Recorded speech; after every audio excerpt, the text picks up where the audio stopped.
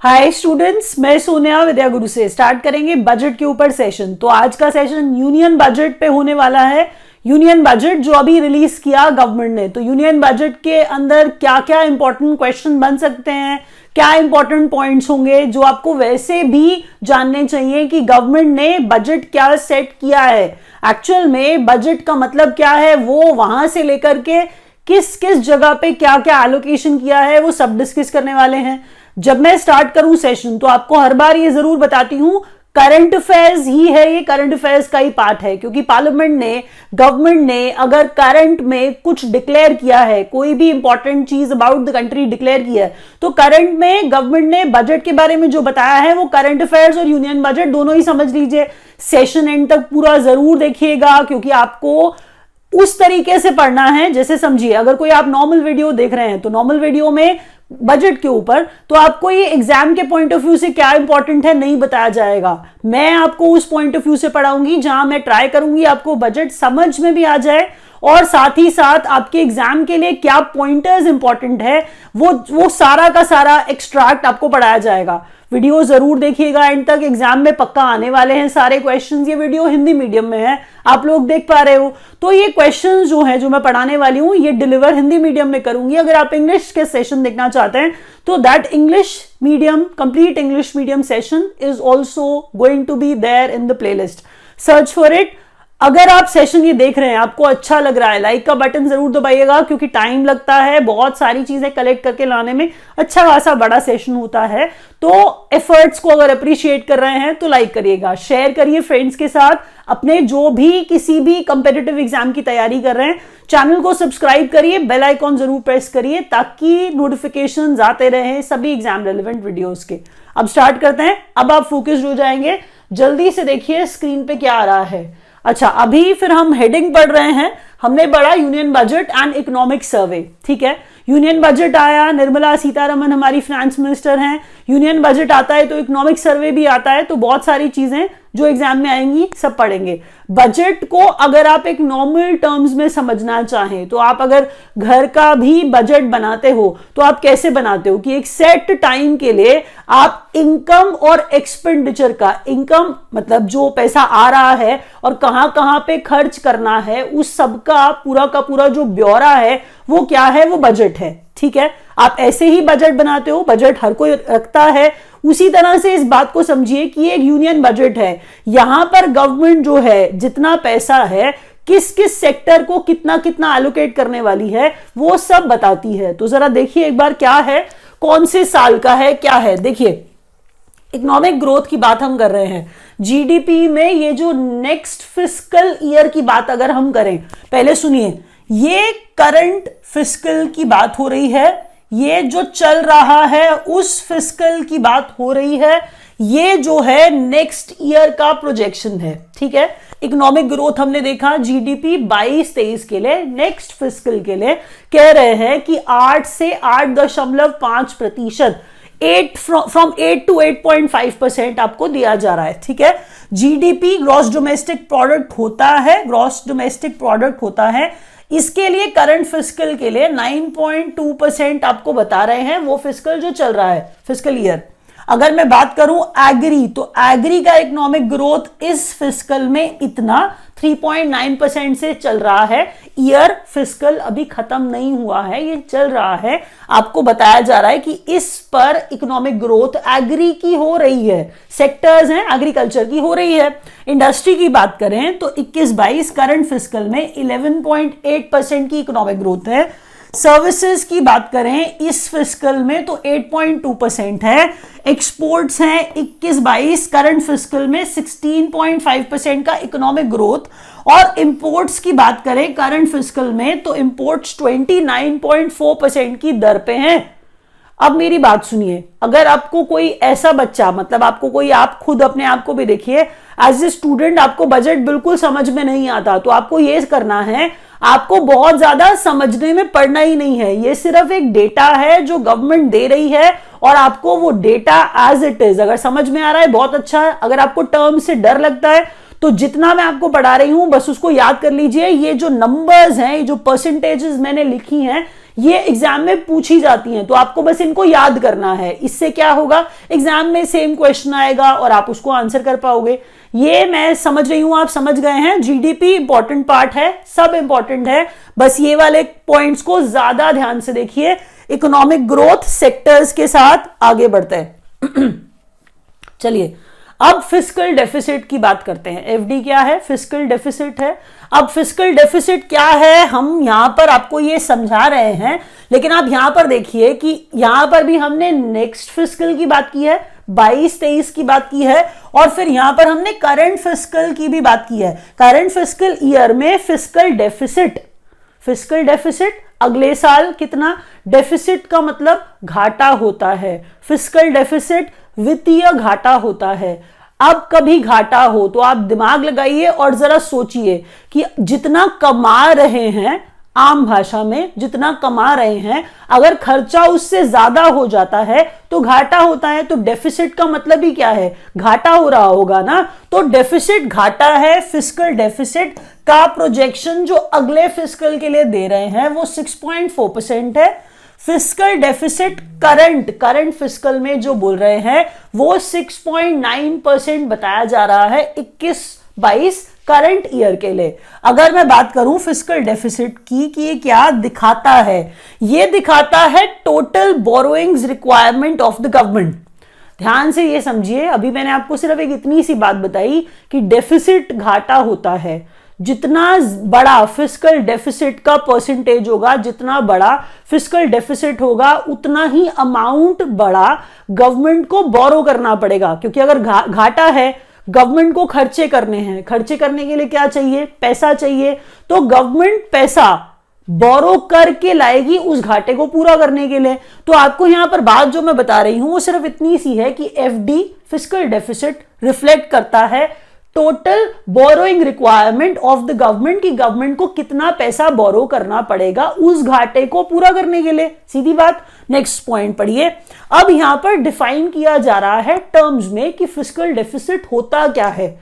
Fiscal deficit revenue receipts, मतलब कितना revenue government ने रिसीव किया है, वो उसके अंदर अगर मैं नॉन डेट कैपिटल रिसीट्स को, फिर वही बात, दो तरह की रिसीविंग जोड़ दी है, उसमें से माइनस कर दिया है खर्चा, टोटल एक्सपेंडिचर, तो ये क्या बन जाएगा, ये फिस्कल डेफिसिट बन जाएगा। ठीक है। फिस्कल डेफिसिट अगर आपसे पूछ लिया जाए, कोई भी चीज ऐसी अनइंपॉर्टेंट नहीं है, मेरा विश्वास करिए।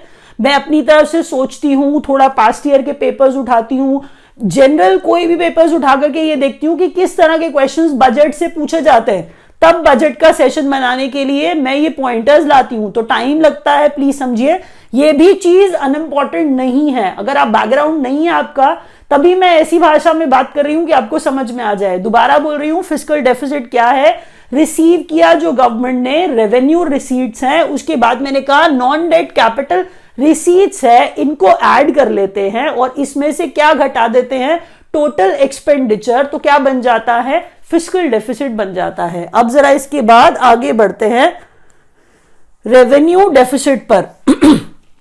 तो रेवेन्यू डेफिसिट आ गया अब आपके सामने। रेवेन्यू डेफिसिट हो या प्राइमरी डेफिसिट हो, डेफिसिट वर्ड का मतलब घाटा है, घाटा है, ये आपको जानना है।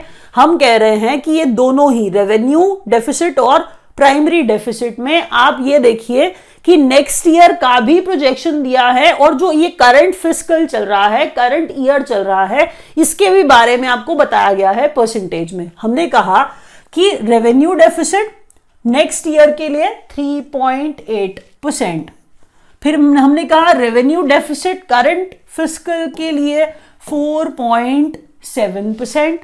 जब हमने नीचे वाला पढ़ा, देखिए रेवेन्यू डेफिसिट, हम अभी बात करेंगे कि ये क्या है, क्योंकि हर स्टूडेंट के दिमाग में सिर्फ याद करना नहीं है, थोड़ा आप लोग समझना भी चाहते हो कि ये जो बात, ये जो टर्म्स इस्तेमाल करते हैं ये हैं क्या, तो वो बात मैं करूंगी। यहां पर अभी आ रहे हैं, नीचे मैंने लिखा भी है, अभी जरा इसको पढ़ लीजिए कि ये परसेंटेज में क्या कहना चाह रहे हैं। ये आपको नोट्स बनाने पड़ेंगे, क्योंकि अगर मैंने इतना टाइम लगाया है, इतना डेटा एक्सट्रैक्ट किया है, आपको ये लिखना पड़ेगा, नहीं तो आपको कुछ याद नहीं रहेगा, विश्वास करिए। फिर मैं कह रही हूं प्राइमरी डेफिसिट है 22-23 नेक्स्ट ईयर का 2.8% का प्रोजेक्शन, और मैंने कहा करंट फिस्कल के लिए बता रहे हैं, करंट ईयर के लिए बता रहे हैं 21-22 के लिए 3.3%। प्राइमरी डेफिसिट पीडी है, आरडी रेवेन्यू डेफिसिट है, एफडी फिस्कल डेफिसिट है। ठीक है, जब हम बात कर रहे थे फिर हम पीडी पे आए। प्राइमरी डेफिसिट होता क्या है, तो प्राइमरी डेफिसिट को आप डेफिनेशन की फॉर्म में अगर याद करना चाहो तो आपको ज्यादातर ये लिखा हुआ मिलेगा कि अगर आप फिस्कल डेफिसिट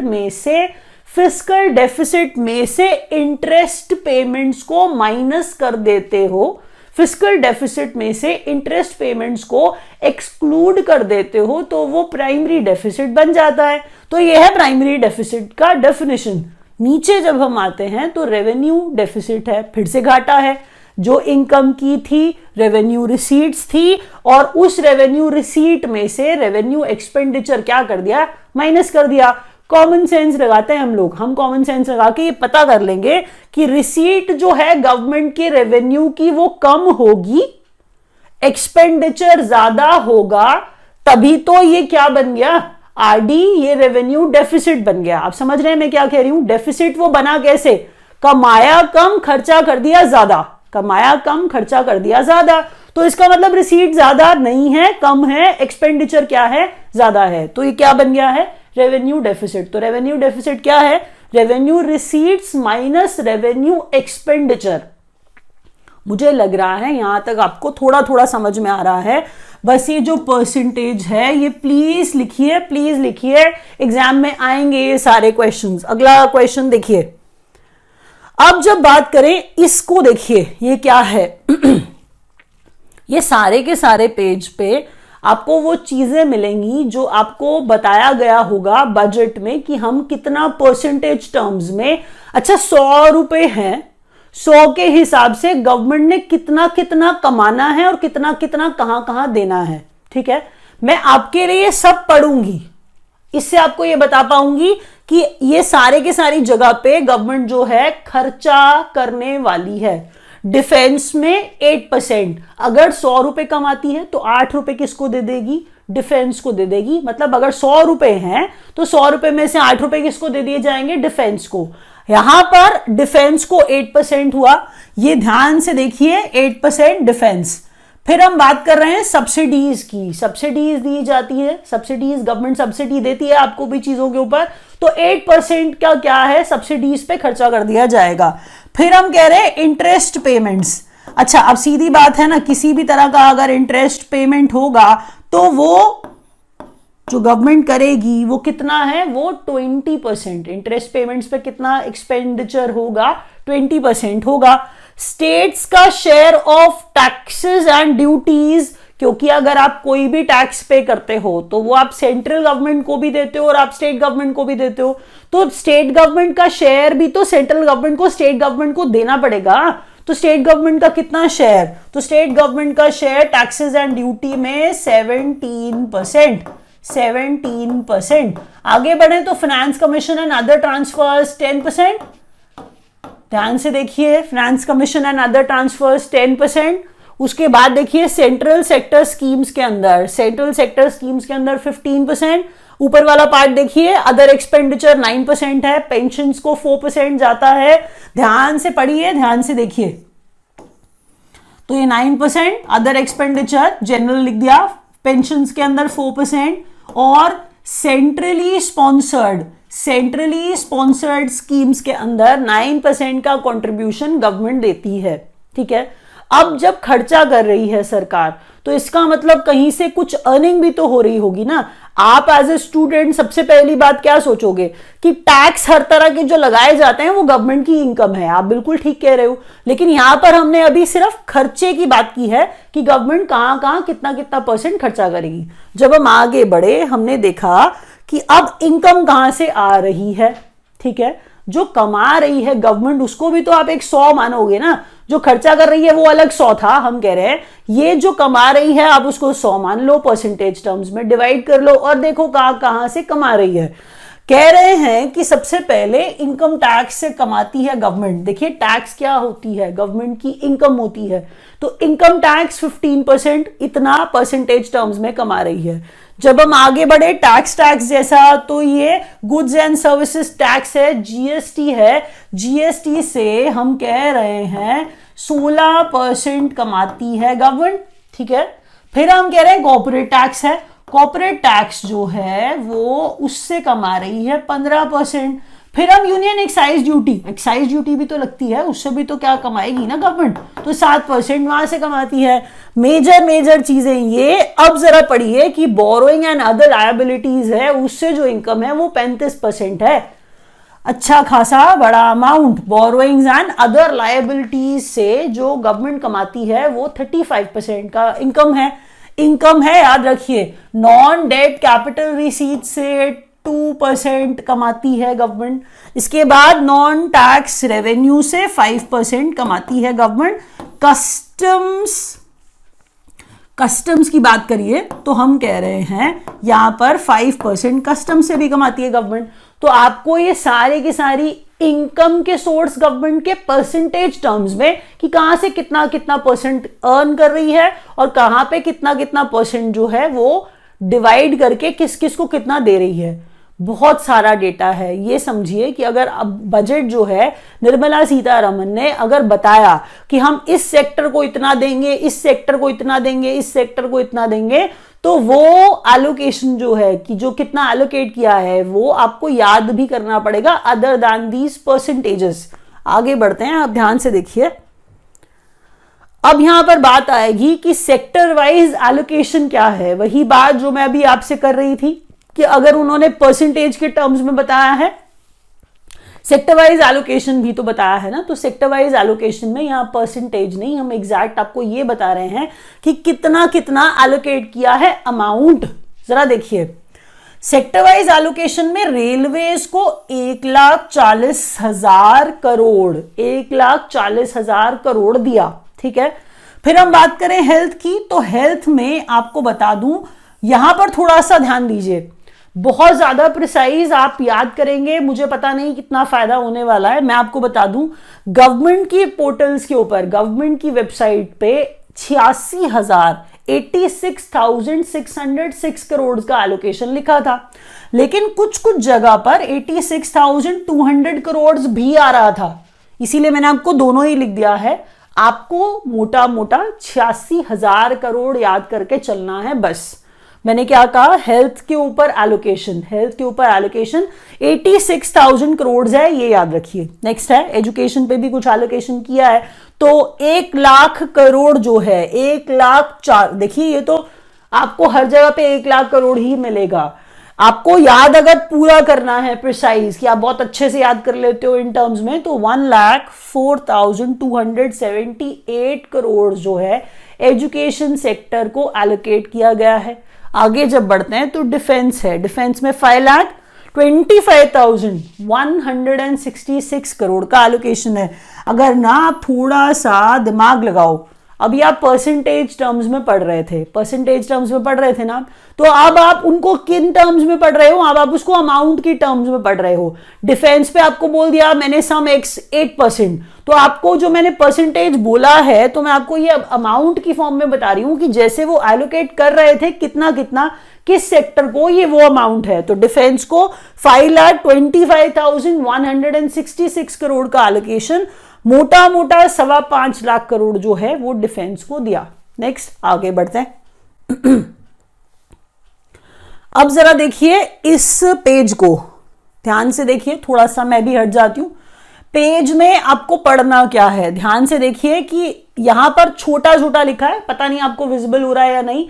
एक्चुअल में ये गवर्नमेंट से ही सोर्स किया हुआ पेज है, वहां पर जैसा दिया था एज इट इज लगाया है। आपको इसमें से याद क्या करना है, क्योंकि अगर आप ऐसा ग्राफ देखोगे तो आप एज ए स्टूडेंट समझ ही नहीं पाओगे कि आपको क्या याद करना है। तो मैं आपको बता दूं, यहां पर एक बात लिखी हुई है 2022 एंड 23, 2022 और 23। यहां पर जो सबसे इंपॉर्टेंट चीज है, देखिए जो हो चुका नहीं, आगे वाले के लिए बताया है कि डेवलपमेंट ग्रोथ हम कहना क्या चाह रहे हैं, पहले जरा देखिए इसका कलर, देखिए क्या है, कलर वायलेट है, ठीक है, जामुनी कलर है इसका। तो ये हम कह रहे हैं इसके लिए, ये देखिए ये वाले कलर्स जो हैं आपको यहां पर अलग करने हैं। जब मैं बात करूंगी एग्रीकल्चर एंड एलाइड एक्टिविटीज के लिए लगभग 1.5 लाख करोड़, लगभग 1.5 lakh crore agriculture and allied activities के लिए, ठीक है। तो हम कह रहे हैं लगभग 1.5 लाख करोड़, ये हम बात कर रहे हैं एग्रीकल्चर की। जब हम बात कर रहे हैं यहां पर एजुकेशन की, तो एजुकेशन के लिए 1 लाख, अब यहां पर 4,278 लिखा है करोड़, डज नॉट मैटर। हमेशा देखिए जो आंकड़ा बताया जाता है आगे की ही बात की जा रही होती है कि नेक्स्ट ईयर में हम इतना इतना करेंगे एलोकेट। यहां पर वही चीज मैं आपको इस ग्राफ से, इस पिक्चर से समझाने की कोशिश कर रही हूं। तो मैंने क्या कहा, एजुकेशन है, एजुकेशन है, बस 1 लाख करोड़ की बात की जा रही है, ठीक है। नेक्स्ट में अगर आप देखोगे हेल्थ के ऊपर कितना ज्यादा लगा रहे हैं, देखिए जरा, सबसे बड़ा ग्राफ हेल्थ का है। तो हम क्या कहना चाह रहे हैं आपको, 86,000 करोड़ की बात हो रही है, 86,000 करोड़ लगाने की बात हो रही है। किसकी बात कर रही हूं मैं, 86,000 करोड़ जो है, के का मतलब 1000 करोड़ है यहां पर। किस सेक्टर की बात की है मैंने यहां पर, हेल्थ। देखिए मैं लिख भी इसलिए रही हूं कि अगर आपको कुछ भी ना दिखाई दे रहा हो तो आपको मेरे लिखने से दिखाई दे जाएगा, क्योंकि मैं वैसे ही थोड़ा बड़ा लिखती हूं। नेक्स्ट में रूरल डेवलपमेंट है, रूरल डेवलपमेंट के ऊपर कितना खर्चा करेंगे, क्या लगाएंगे, तो कह रहे हैं लगभग 2 लाख करोड़ रूरल डेवलपमेंट के ऊपर, लगभग 2 लाख करोड़ लगाने की बात चल रही है। ध्यान से देख लीजिए, सोशल वेलफेयर के ऊपर लगभग 51,000 करोड़, सोशल वेलफेयर के ऊपर लगभग 51,000 करोड़, 51 KCR मैंने लिखा है। ट्रांसपोर्ट में इतना लंबा जो लगा दिया है इन्होंने, ये इसमें कितना लगाने वाले हैं, what is the projection for it. Transport के अंदर देखिए बजट एक नंबर है, डेटा है जो सिर्फ प्रेजेंट करना होता है तो प्रेजेंट कर दिया जाता है, बस आपको एग्जाम के पॉइंट ऑफ व्यू से याद करना है, इसीलिए आपके लिए भी मजबूरी है, याद कर लीजिए, करना पड़ेगा। तो लगभग 3.5 लाख करोड़ की बात हो रही है। ध्यान से देखिएगा, 3.5, देखिए प्रिसाइज में मत जाइए, इट इज नॉट रेलेवेंट, बहुत ज्यादा इतना आपको याद होगा भी नहीं। तो 3.5 लाख करोड़ की बात हो रही है ट्रांसपोर्ट के अंदर। जब आप बात करोगे अर्बन डेवलपमेंट की, तो अर्बन डेवलपमेंट पे लगभग 76,000 करोड़ की बात हो रही है, अर्बन डेवलपमेंट, और ये ट्रांसपोर्ट था, ये ट्रांसपोर्ट था। तो बजट में मैंने आपको क्या बताया, क्या याद करना होता है, ये वो नंबर्स हैं जो आपको याद करने होंगे, क्योंकि वही तो प्रेजेंट किए जाते हैं ना, डेटा है, आपको डेटा याद कर लेना है। अब मैं आगे बढ़ती हूं नेक्स्ट पॉइंट पे। सेक्टर वाइज एलोकेशन आपने देखा था, अब स्कीम वाइज एलोकेशन देखिए। अब गवर्नमेंट स्कीम चलाती है, सबसे ज्यादा क्वेश्चन इसी पार्ट में से आते हैं। आपको अगर मेरा पढ़ा हुआ समझ में आ रहा है, मैं उम्मीद कर रही हूं आप वीडियो को अभी तक लाइक कर चुके हो, नहीं करा है तो प्लीज कर दो। हम कह रहे हैं स्कीम वाइज एलोकेशन में 22-23 की बात, साल भी तो इंपॉर्टेंट होता है ना, नेक्स्ट फिस्कल की बात कर रहे हैं, नेक्स्ट ईयर की बात कर रहे हैं। तो हम कह रहे हैं scheme wise allocation next year में कह रहे हैं कि टोटल रिसीट्स, देखिए एक बात समझिए, यहां पर हमने एक बात लिखी है, टोटल रिसीट्स। आधे बच्चे जिनको ये रिसीट समझ में आ रहा होगा, उनको ये समझ में आ रहा होगा कि कमाएगी सरकार 22 लाख करोड़ और खर्चा करेगी 39 लाख करोड़।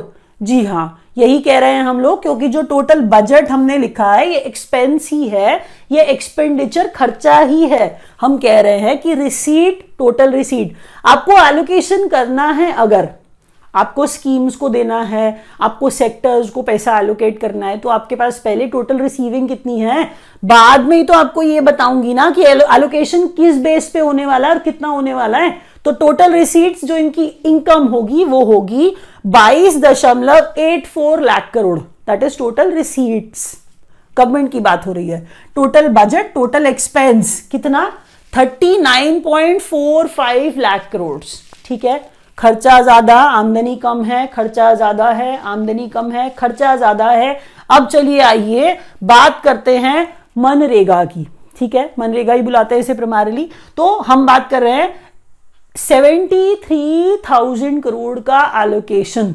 73,000 करोड़ का एलोकेशन किसके लिए? अब ये नरेगा बोल लीजिए, आपका मन नहीं है महात्मा गांधी जोड़ने का तो जोड़िए, अच्छा लगेगा आपको जोड़ के। तो मैं कह रही हूं नरेगा पे 73,000 करोड़ का एलोकेशन। नीचे आ जाइए, जल जीवन मिशन, देखिए ये सबके बारे में भी थोड़ा थोड़ा सा आपको मैं बताती रहूंगी, जहां पर इन्होंने थोड़ी डिटेल में जिनके बारे में बात की है। याद ये रखिए कि गवर्नमेंट जो स्कीम्स चलाती है वो एग्जाम्स में ज्यादा पूछी जाती हैं, तो स्कीम का एलोकेशन इसीलिए पहले बता रही हूं, ज्यादा आपको याद करना पड़ेगा ध्यान से।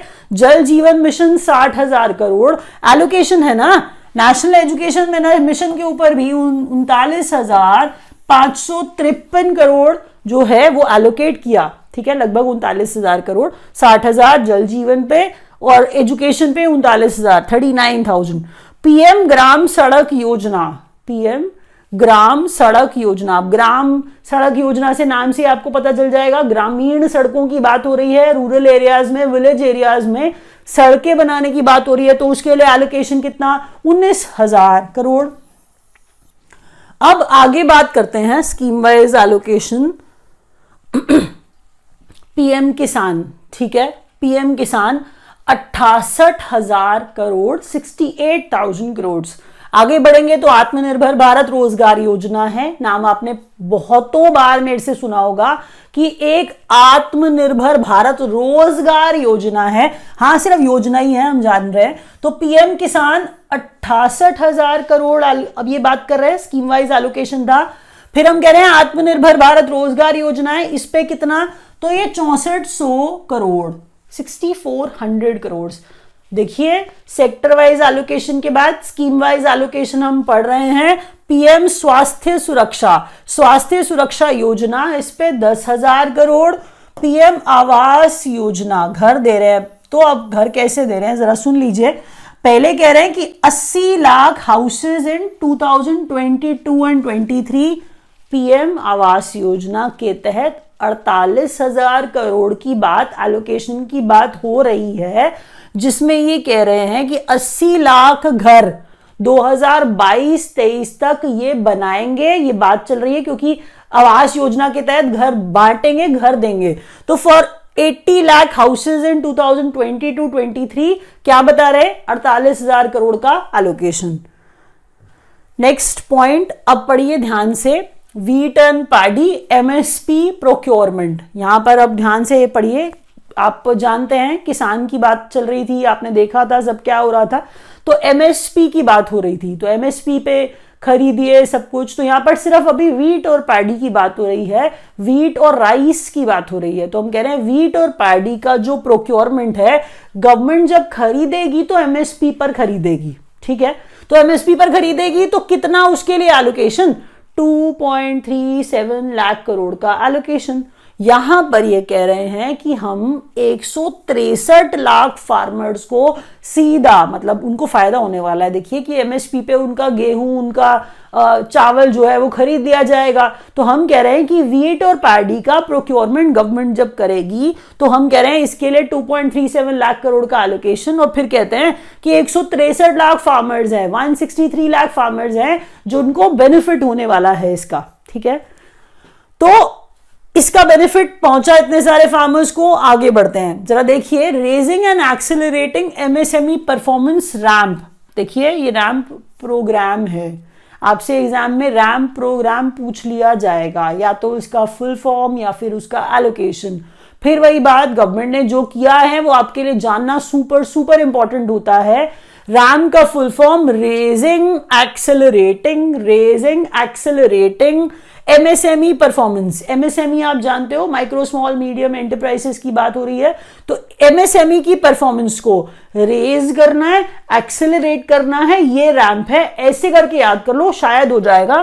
प्रोग्राम 6,000 करोड़ का एलोकेशन इसके लिए, एमएसएमई 6,000 करोड़ का allocation ramp. PM development initiative for north east region.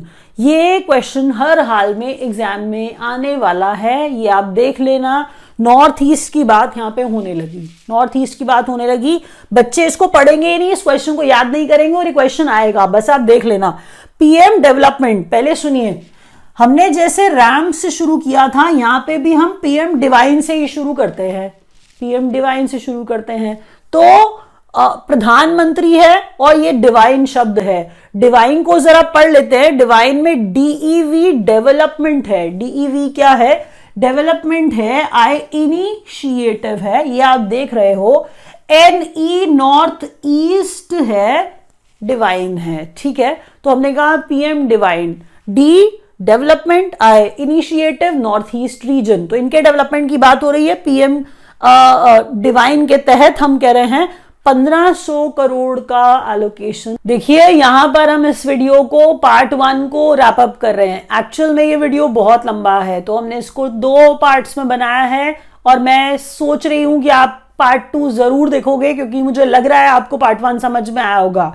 तो लाइक का बटन दबाइएगा। पार्ट 2 नेक्स्ट डे पे, दैट मीन्स कल पब्लिश होगा, उसे जरूर देखिएगा क्योंकि सारे के सारे क्वेश्चंस आपके एग्जाम में आने वाले हैं। Thank you so much for watching.